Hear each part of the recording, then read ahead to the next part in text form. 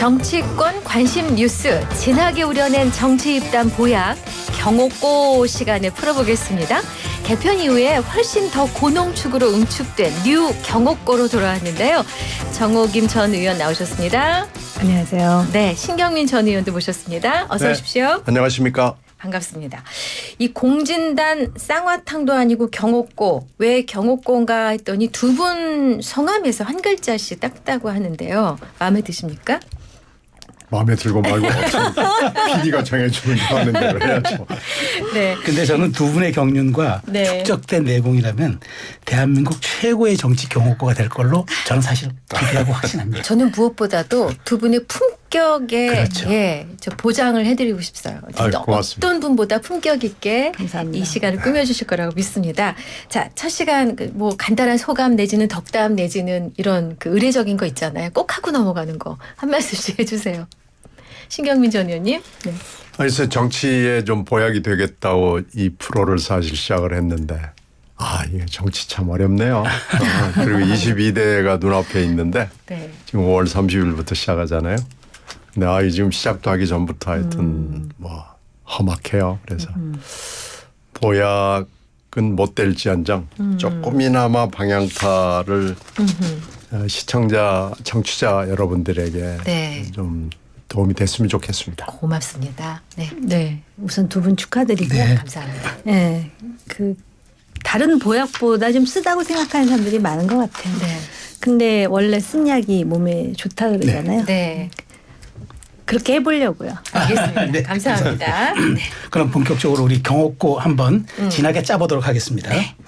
오늘 이제 오후에 이제 경남 봉화마을에서 노무현 전 대통령 추도기 15주기가 열리는데 지금 사실 아주 야권의 시기가 미묘할 때 지금 이 추도식이 열려서 신 의원님 지금 뭐 22대 국회도 앞두고 있지만 지금 이재명 일극 체제를 얘기하는 이 상황에 김경수 전 지사도 귀국했고 이 추도식에 갖는 의미 뭐 추도와는 별도로 정치적으로 어떻게 좀 해석해 주시겠습니까?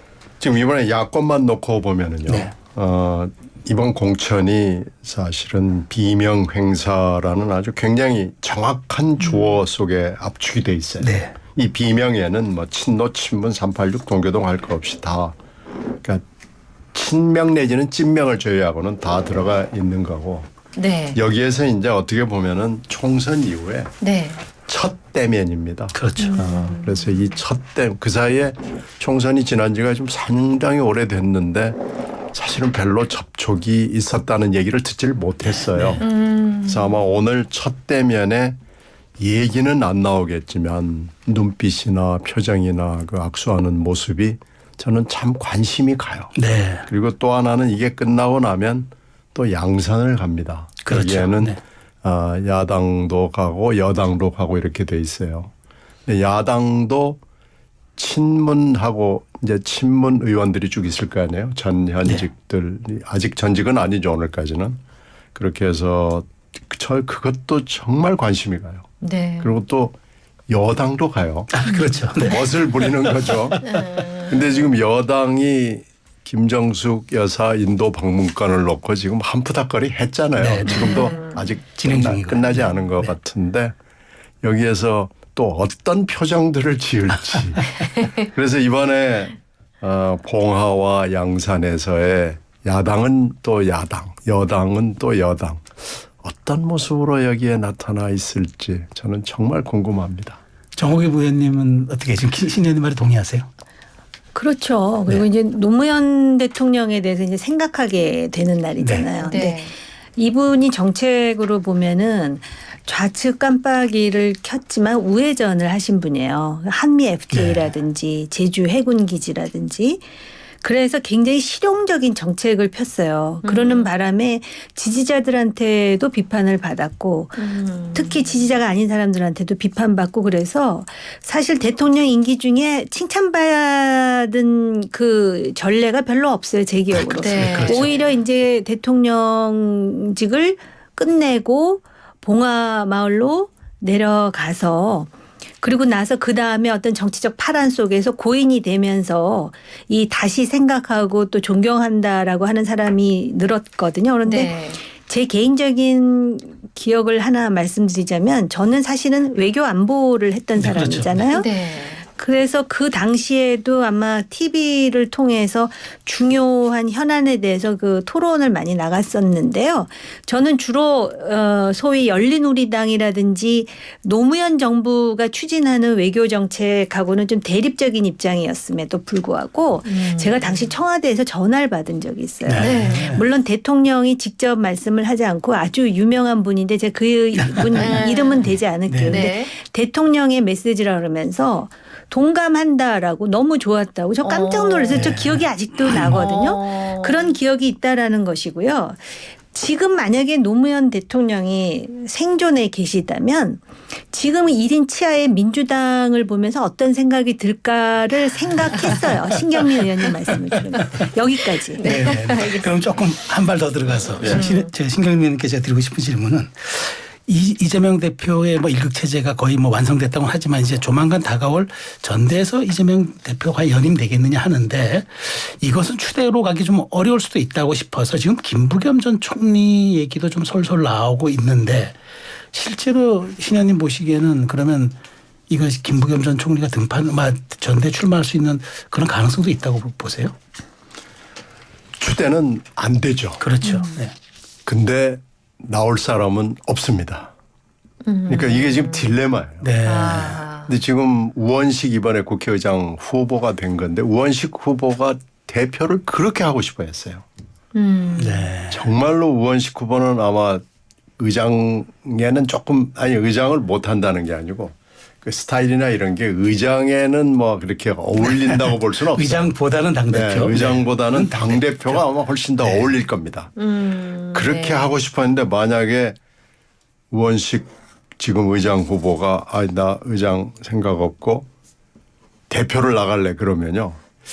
우원식 대표 아마 굉장히 어려워졌을 거예요. 그러니까 이제 본인이 생각 끝에 그렇죠. 이제 의장 후보로 유턴을 해가지고 그 의장이 되고 싶은데 뭐 하여튼 이상하게 꼬였는데 하여튼 그래도 끝까지 버텨가지고 이긴 거 아니겠어요. 네. 근데 지금 의장 내놓고 대표 나가라고 하면 그렇게 하지도 않을 뿐더러 가령 김부겸 전 총리 보고 대표 좀 나가주세요. 얘기는 대표 나가서 좀 깨져주세요. 이런 얘기인데 그건 김부겸 대표에 대한 예우도 아니고요. 김부겸 총리에 대한 예우도 아니고요. 김부겸 총리가 지난번에 공동 선대위원장을 했잖아요. 그렇죠. 총선에서. 네. 그때도 사실은 측근들은 만류했습니다. 가지 마라. 지금 이렇게 비명 행사판에 가가지고 선대위원장을 하는 게 말이 되냐. 그리고 김부겸 총리도 사석에서 내가 부역을 하지는 않을 것이다라고 여러 번 얘기를 했습니다. 네. 가을, 겨울, 봄까지도. 그런데 네. 마지막에는 갔어요. 그 간 이유는 뭐냐. 이 다음에 뭔가 나한테 기회가 있을 것이다라는 희망을 가지고 왔는데 지금 그렇게 안 되잖아요. 그럼 지금 이 판에 가령 김부겸 전 총리가 나 그러면은 뭐 희생타로 한번 나갈래. 이거 전대를 만들기 위해서 나갈래. 이렇게 하면 김부겸 총리의 그 정치적 행로, 정치적 미래 뭐 이런 것들이 굉장히 상처를 많이 받을 거예요. 그래서 저는 제가 아는 김부겸 전 총리의 입장이나 이런 걸 보면은 아마 안 나가는 걸로 결론을 내지 않을까 생각합니다. 그러면 신 의원님 보시기에 그러면 연임 추대는 안 되는데 그러면 누가 그 가능성이 있다고 보세요? 그건 뭐 친명이나 이재명 대표 본인이 찾아야죠. 그런 것도 안 하고 대표 되려고 그래요. 제가 어저께 여기에 모셨던 박주민 의원한테 물었더니 그런 소문이 있다고 얘기했더니 본인은 갑자기 당황하면서 그런 생각 해본 적이 없다고 하는데 여의도에서는 그런 소문도 솔솔 나오더라고요. 찾아내야죠. 그건 뭐 그런 것도 안 하고 대표가 된다고 생각하면은 그건 친명 쪽에서 날로 먹는 거고요. 최소한 들러리 후보라도 찾아내야 된다. 그런 거 고민이라도 좀 해야죠. 아마 누군가는 있을 겁니다. 신 의원님 그렇게 보시는군요. 네. 정 의원님은 그러면 물론 상대당이지만 실제 이게 이재명 길극체제 연임에 대해서 당내에서 이렇게까지 허용할 거라고 보세요? 당내에서 허용하는 게 아니라요. 허용하는 것을 당하는 거, 그러니까 표현은 뭐한데 요새 뭐 승진 당하는 사람도 있고 그러다 보니까 네. 그러니까 지금 당내의 분위기로 볼 때 당신 연임하지 마세요라고 할 수 있는 사람이 있겠어요? 아니면은 저가 한번 붙어보겠습니다. 일당백 다윗의 심정으로. 네. 그럴 용기가 있는 사람이 있을까요? 대한민국 정당이 어떻게 시간이 갈수록 퇴행하는지 저 여야를 막론하고 지금 말씀드리는 거예요. 네. 이게 그 정당 민주주의라는 게 헌법에 보장되어 있음에도 불구하고 지난 공천에서 결국은 누구 하나도 공천에 떨어진 사람 외에는 이게 잘못된 시스템이라고 말한 사람이 있었어요. 결국은 이럴 거라는 거는 다 예측했었던 것이고요. 제가 볼 때는 본인은 경선하고 싶은데 사람 없으면 추대당해야지 뭐 별 수 있습니까? 근데 지금 뭐 분위기로 봐서는 네. 누가 보더라도 요번에 국회의장 후보를 뽑는 과정 때문에라도 더 이재명 연임은 지금 거의 강고해진 것이 아닌가 이렇게 보는 사람들이 많은 것 같아요. 그러니까 본인 스스로가 나 연임은 안 하겠습니다 하기 전에는 이거에 대해서 누가 말할 수 있겠어요? 민주당 내에서. 네. 네. 자, 그런가 하면 지금 뭐 아까 푸닥거리 얘기를 우리 신경민 전 의원께서 해주셨습니다만 과거 김정수 여사의 인도 방문이 이슈화가 되면서 여권 공세에 걸림돌이 됐다. 이 친문계 결집 동력에도 부정적인 영향을 미친 게 아니냐 이런 분석들이 있습니다. 정 의원님, 이 부분 얘기해 주세요.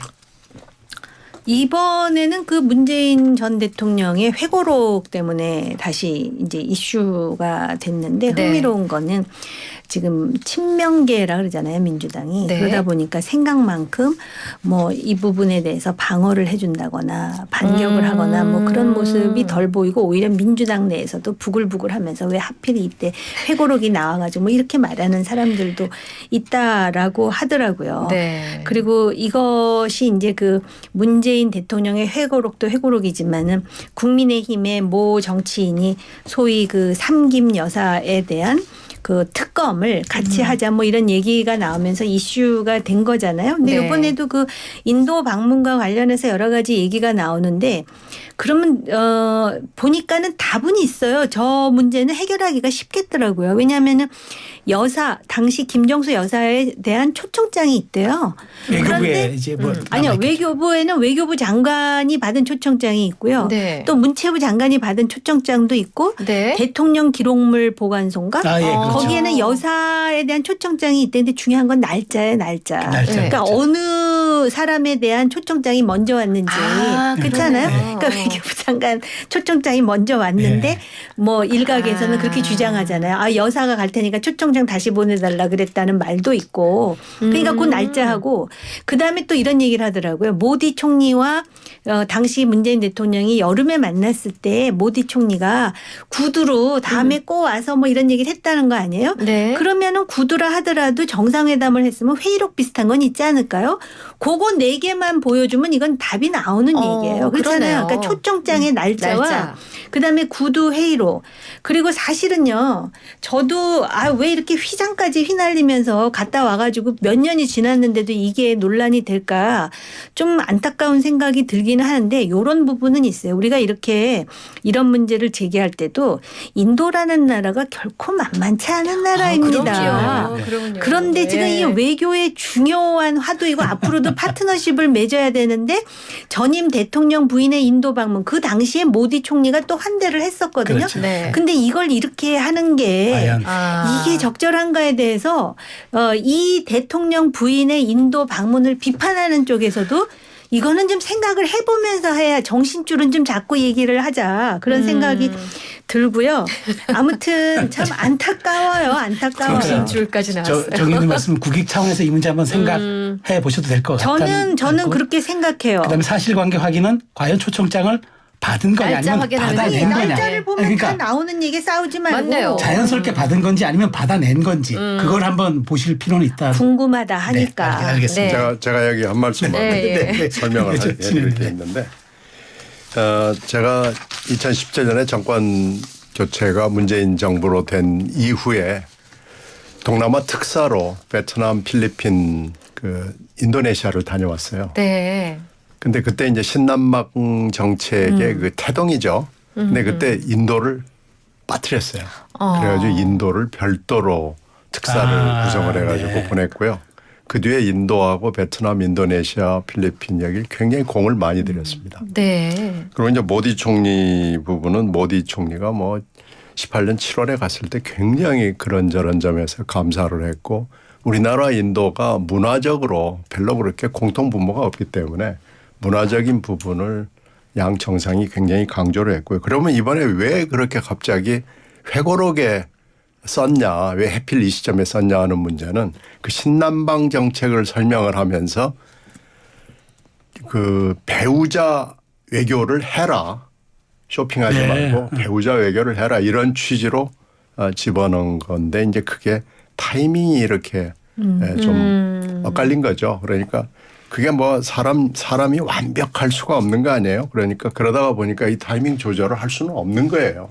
근데 그걸 한 인도 관계를 훼손시키면서까지 이렇게 하는 것은 아무리 봐도 좀 지나칩니다. 네네. 그럼 이어서 신 의원님께 지금 이런 상황인데 어쨌든 오늘 양산도 가고 이제 하신다고 말씀하셨는데 김 전 지사가 귀국하지 않았습니까? 네. 이 부분은 그러면 지금 친문과 친명이 약간 미묘한 지금 약간 갈등 지점이 있는데 이 갈등 부분 지점이죠. 예, 이 부분 어떻게 보세요 그러면? 뭐 이번에 두 분이 나누는 얘기는 밖으로 흘러나오진 않을 겁니다. 그러나 무슨 얘기가 오고 갔을까 하는 것은 짐작이 돼요. 지금 현재 이 비명 행사를 하면서 대표를 나올 만한 사람도 지금 한 사람도 없어요. 사실 현역 중에는 지금 없습니다. 네. 비현역 중에서 나온다고 그러면은 몇 사람을 꼽을 수는 있겠죠. 이런 상황이 굉장히 엄중하다는 것은 뭐 누구나 다 아는 거고요. 오늘 어저께 나온 얘기 중에 김경수 전 지사 얘기가 지금 상황으로 봤을 때 너무 오래 해외에 체류할 수는 없다라는 이런 얘기를 했어요. 그러니까 그런 걸 이렇게 종합해 보면 올 연말쯤에는 돌아와야 되겠다라는 얘기고 지금 당장은 뭐가 없겠지만 이제 개원을 하고 원 구성을 뭐 지금 의장 후보는 빨리 하겠다고 그러지만 빨리 되겠어요. 21대 때도 재연절 행사 때문에 7월 16일 날 가결이 됐거든요. 재연절이라는 그렇죠. 게 기억납니다, 만약에 저도. 네. 없었으면은 그때도 아마 뭐 7월, 더 8월에서 네, 네. 국정감사까지 갔을 판이에요. 그런데 이번에도 아마 거의 그렇게 되지 않을까 생각이 돼서 결국은 9월 국정감사가 되면 이제 전국이 또 요동을 치겠죠.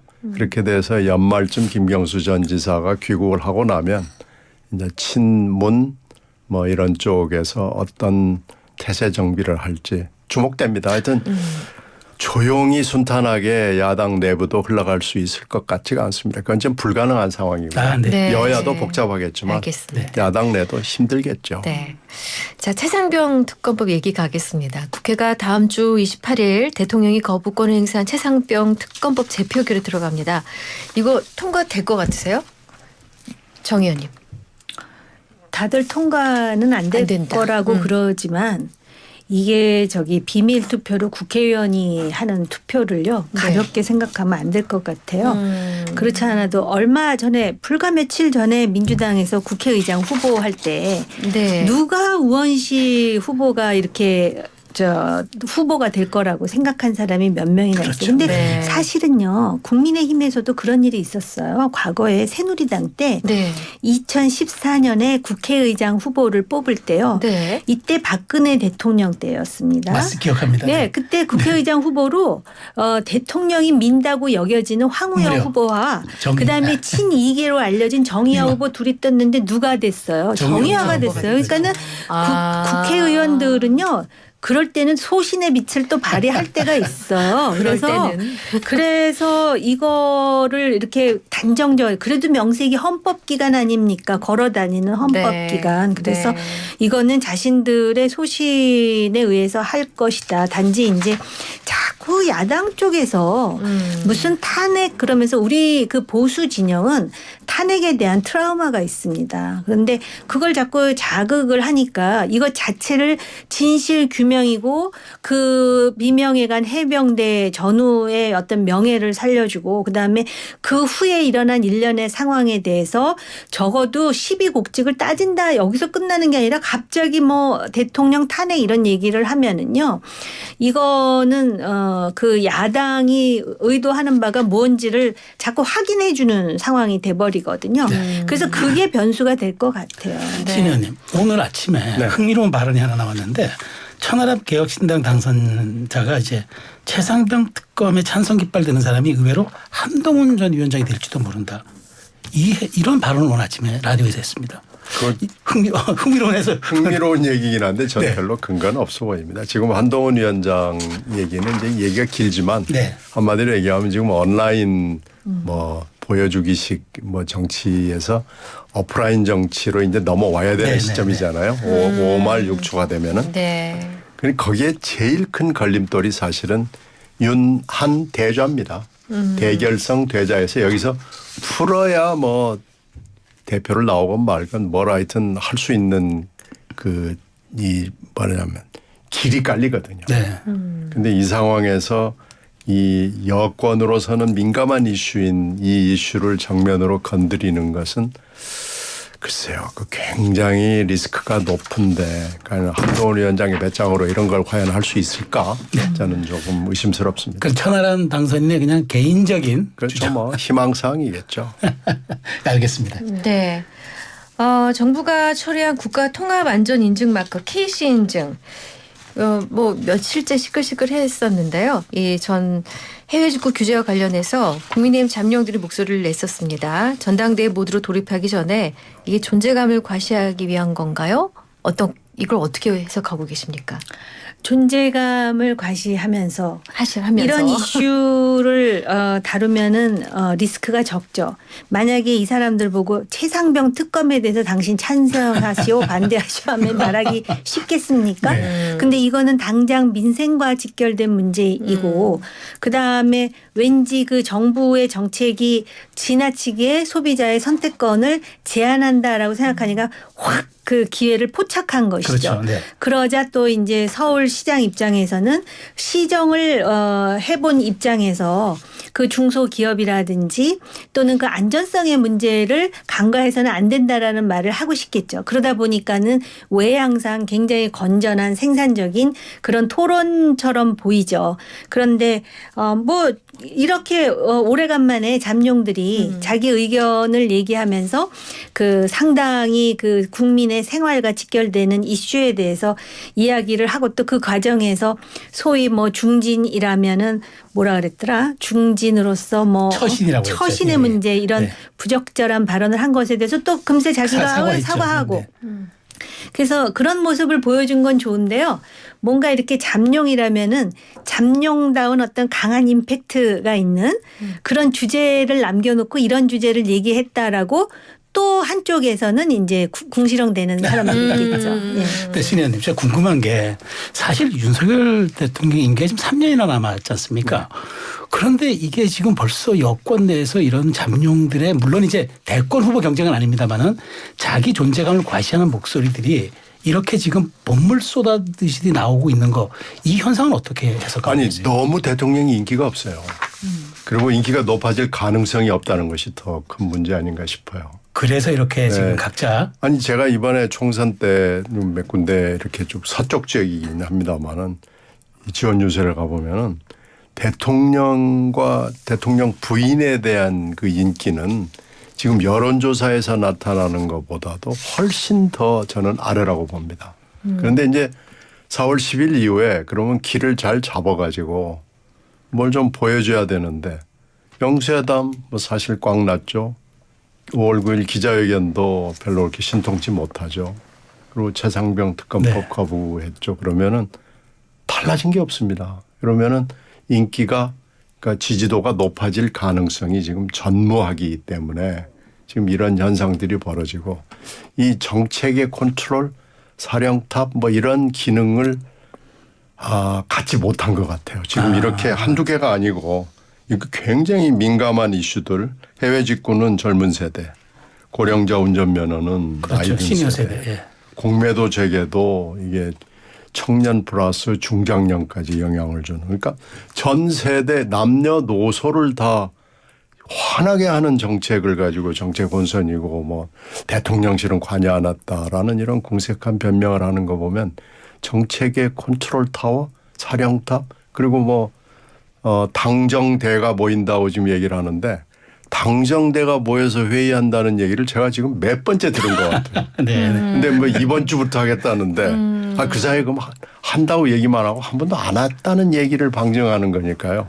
당정대 말로만 하지 말고 진짜로 당정대답게 해야 됩니다. 그래야 나라가 평온해지는데요. 문제는 대통령이 바뀌어야 되는 겁니다. 근데 그것이 네. 지금 잘 안 보입니다. 좋습니다. 그럼 정 의원님 보시기에도 지금 앞으로 이런 그러면 여권의 이른바 잠룡들의 각축전 혹은 메시지 대전 이런 게 더 계속 갈 거라고 보세요? 그럼요. 이제 전당대회도 곧 있을 것이고 네. 그리고 지금 결국은 여론이에요. 그 민주주의의 특징 아닙니까? 누가 국민들로부터 가장 높은 지지를 받느냐인데 지금 대통령 지지가 답보 상태인 것은 사실 아닙니까? 그렇다면은 그 대통령 측근들 사이에서 이 상황을 타개하기 위해서 누군가가 총대를 메고 해야 되는데 그런 사람도 별로 안 보이는 건 사실이에요. 그러다 보면 이 잠룡들 입장에서는 자기 정치를 하죠. 불과 1년 전에 이런 모습을 상상이나 그러니까 상상이 안 됐잖아요. 그때가 잘못된 거예요. 그때는 뭔가 얘기가 그 대통령실하고 맞지 않는다 그러면은 초선 의원들이 연판장 돌리고 정말 바깥의 아웃사이더들은 저게 뭐 하는 일이야라고 생각하는데 그 안에서는 그런 일이 자연스럽게 이루어졌잖아요. 네. 그렇기 때문에 이거를 근데 어찌됐든 간에 그래도 조율을 하면서 뭔가 대통령이 국정 운영도 원활히 하면서 당이 신인도를 회복할 수 있는 방향으로 나가야 네, 되는데 그렇지 않게 되면 이게 정말 배가 산으로 올라갈 수 있는 상황도 만들어질 수 있죠. 지금 아까 신경민 전 의원께서 말씀하신 뭐 얘기들 있잖아요. 지금 해외 직구 공매도 뭐 고령자 운전자 관련해서 지금 정부랑 대통령 엇박자 아니냐. 공직사회에 대한 장악력이 뭐 크게 떨어진 거 아니냐는 걱정이 있어요. 이 부분 정 의원님. 제가 볼 때는 공직사회에 대한 대통령의 그립은 그대로예요. 단지 그 공직사회의 구성원들이 어떻게 인식이 바뀌고 있고 어떻게 복지부동을 하느냐가 지금 이런 양태로 보여지는 거죠. 네. 그렇기 때문에 사실은 이 공직사회의 구성원들로 하여금 동기부여를 해서 결국은 이렇게 해서 열심히 뛰면 그게 내가 사는 길이다. 근데 지금은 가만히 있는 게 사는 길이라고 생각하면은 이런 현상이 보여지죠. 뭐 하나 지금 제대로 하는 게 없잖아요. 아니 65세 이상부터는 운전을 못 시킨다 그러는데 그렇게 되면 의원님 벌써 해당되시죠. 그런데다 저는 아니 어처구니가 없어서 그래요. 그러니까는 저도 내년부터 그게 해당 사항이 되더라고요. 근데 이게 그 사람이 그 어떤 상황이라는 게 있잖아요. 그러니까는 그 연세 드신 분들이 시민들이 인터뷰를 하는데 제가 볼 땐 그 공직사회에 있는 사람보다도 훨씬 총기가 뛰어난 사람들이더라고요. 그러니까 그런 식으로 탁상 행정을 하니까는 당장 누가 비판을 받느냐. 다시 대통령한테 비난의 화살이 오는 건데 이게 지금 악순환으로 계속되는 이 상황에 대해서 누가 지금 정리를 안 하고 있어요. 측근들. 그 왜 그러겠어요. 대통령 지지도가 올라가지 않는다라고 판단을 해가지고 자기 책임은 안 하겠다. 면하겠다라는 그런 그 도덕적 해이에 다 빠져 있는 거예요. 이건 나중에 누굴 힘들게 하느냐. 대통령만 힘들게 하는 게 아니죠. 이 소위 이 사회의 한 축이라고 하는 보수층들도 힘들어져요. 정 의원님 말씀이 아주 예사롭지 않게 들립니다. 신 의원님 어제 그 민주당 이번에 22대 국회 당선인들 연찬회가 있었거든요. 네네네. 1박 2일로 했는데 네. 제가 거기서 이제 결의된 걸 보니까 굉장히 좀 놀라운 결의들이 있었어요. 그러니까 이를테면 패스트 트랙 같은 경우 현행 9개월에서 5, 6개월로 단축시키겠다. 그다음에 국회 탄핵 제도를 적극 활용하겠다. 그리고 이제 뭐 6월 7일까지 아직 원구성 완료하겠다. 야당 여당이 협조하지 않으면은 그냥 우리 단독 개원한다. 뭐 이렇게 좀 센 결의문들이 계속 나왔던데 이거 그럼 이러면 앞으로는 점점 더 이거 강대강 아주 이 협치라는 건 사라지게 되는 건 아닌가요? 그래서 뭐 예상할 수 있죠. 지금 현재 상임위원장은 국회 본회의에서 투표를 해야 되거든요. 그렇죠. 그러니까 사실 그냥 본회의를 열어서 강행을 하면 마음대로 할 수 있습니다.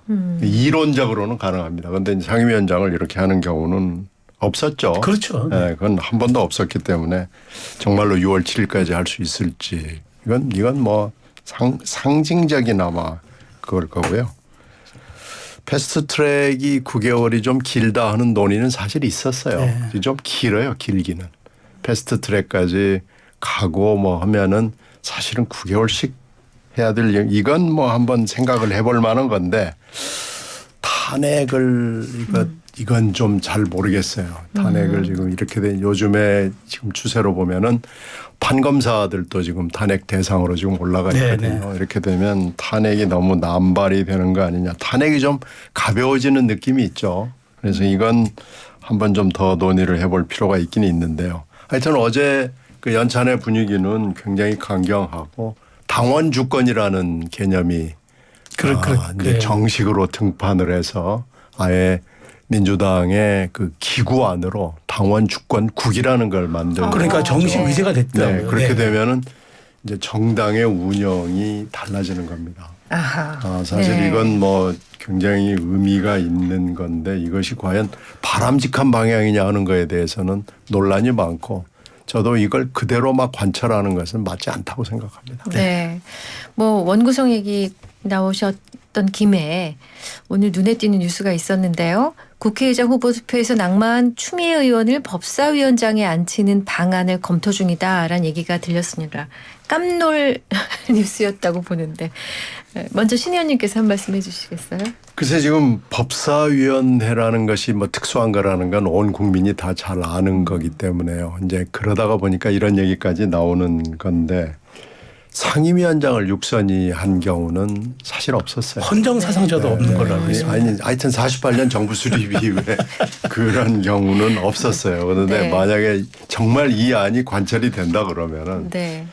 정말 대단한 거죠. 근데 이렇게까지 해야 되는 건지는 저는 잘 모르겠습니다. 이건 이런 얘기 검토까지 나오는 것도 그런데 하여튼 일단 이게 당원 주권국 신설하고 맞물리는 건데요. 지금 당원들의 얘기 그리고 지금 10,000명이 넘는 당원들이 민주당으로부터 탈당을 했다고 정식으로 설명을 했잖아요. 네. 이런 것도 참 정당의 모습 중에는 생소한 모습입니다. 그렇죠. 네. 이런 건 되게 뭐 집단으로 탈당을 하는 사태가 일어나면 그거 꽁꽁 숨기거든요. 네. 근데 이걸 오히려 내놓고 오히려 프로모션을 하는 것도 참 생소한 모습이고 이거 이렇게 되면 어떻게 하나 이러다가는요. 저는 분명히 어느 순간이 되면은 아무도 컨트롤할 수 없는 당원들 그 지금 열성당원이냐 강성당원이냐 뭐 개딸이냐 네네. 논란이 있지만은 하여튼 뭐 이름이 어떻든지 간에 이렇게 되면은 어느 날요 이재명 대표도 수박이 될 수 있습니다. 그 얘기 자주 나오더라고요. 이건 이번에 보니까 우원식 후보가 89표를 얻었는데 예. 다 수박이라고 그러는 거 아니에요? 네. 수박 척결해가지고 공천했다고 그랬는데 수박이 반 이상 남아있다라는 게 이 강성 지지자들의 결론입니다. 그래서 네. 리스트를 작성하자 그러는데 그러면 89명이 수박이라고 만약에 한다면 어떻게 할 겁니까? 그러니까 이제 이렇게 되면은 네. 어느 날은 이재명, 정청래 뭐 이런 사람들도 수박이 될 날이 가능한 시나리오입니다. 네. 저는 그 부분이 정확지 않은데요. 지금 그 강성 당원들에 의해서 당 지도부가 휘둘리는 것인지 아니면은 그런 모습을 빌미로 해가지고 당 지도부가 지금 그런 식으로 유도해서 나가는 건지. 왜냐하면 지금 의원님 말씀 중에 10,000명이 탈당했다는 것을 마치 더 프로모션하는 것처럼 발표를 하고 있잖아요. 그렇죠. 네. 그 부분이 이상해요. 그리고 사실 가려야 될 부분인데. 저희가 정치학 교과서로 배울 때는 이런 정당은 민주주의 정당이 아니고 전체주의 정당. 좀 더 구체적인 사례로 하면은 과거 30년대 나치 정당 같은 데서 볼 수 있는 일련의 현상들이거든요. 근데 왜 이러한 모습을 비슷하게라도 원용을 하는 것인지 이해가 안 가요. 사실은 말입니다. 중도 무당층 입장에서는 지난번에 국회의장 후보를 하는데 전혀 예상치 않았던 정치인이 후보가 된 것에 대해서 민주당 다시 봐야 되겠네. 그래도 민주당이 민주라는 이름에 걸맞게 자기 소신 보신 대로 한 방이 있네 이렇게 생각하는 사람들도 굉장히 많았을 텐데 이걸 지금 무마한다고 육선의 추미애 당선인을 법사위원장으로 그러면 나중에 법사위원장 지금 나오겠다고 한 그 네 사람 다 주저앉히겠다라는 이야기거든요. 네네네. 이런 거를 왜 하는 것인지 그러면은 이런 일련의 모습 속에서 완전히 강성 당원뿐만 아니라 당에 지금 배치단 사람들을 장악하겠다는 전략의 일환으로 이렇게 하는 것인지 아니면은 정말로 이 강성 당원을 통제할 수가 없어서 계속 휘둘려 나가는 것인지. 근데 강성 당원들이 만약에 개개의 모래알 같다면은 이렇지 않죠. 그러면 강성 당원들을 또 통제하는 누군가가 있다라는 것인가 보이지 않는 손이 그러니까 많은 상상을 하게 되고 어쩌면 이렇게 민주당이 오바를 하면 국민의힘 입장에서는 여기서 숨 쉴 틈이 생길지는 모르겠어요. 그런데 이거는 한국 정당의 발전이라는 차원에서는 절대 바람직하지 않죠. 알겠습니다. 두 분 말씀을 여기까지 듣겠습니다. 경없고 지금까지 정호김 전 의원, 신경민 전 의원과 함께했습니다. 감사합니다. 정말 고맙습니다. 농축된 경호고였습니다. 감사합니다.